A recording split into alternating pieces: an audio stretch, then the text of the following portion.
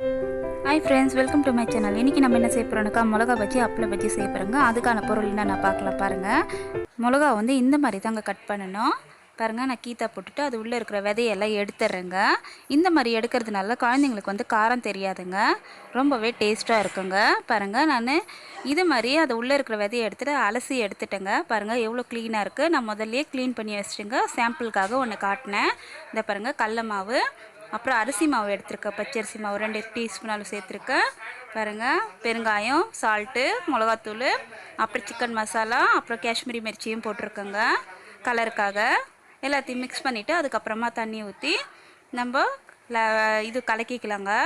பாருங்கள், இஞ்சி பூண்டு பேஸ்ட்டு சேர்த்துருக்கேன். இதையும் நல்லா மிக்ஸ் பண்ணிடலாங்க.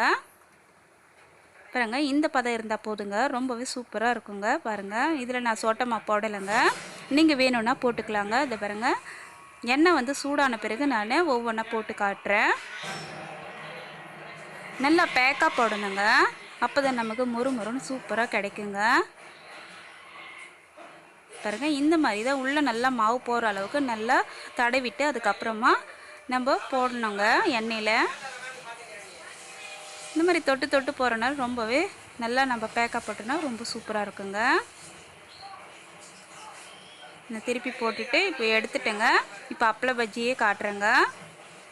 நம்ம வந்து உருளைக்கிழங்கோ இல்லாத டைம்லையோ, இல்லை நம்ம குழந்தைங்களுக்கு பிடிச்ச மாதிரி கூட இந்த மாதிரி கூட சட்டுன்னு செய்யலாங்க.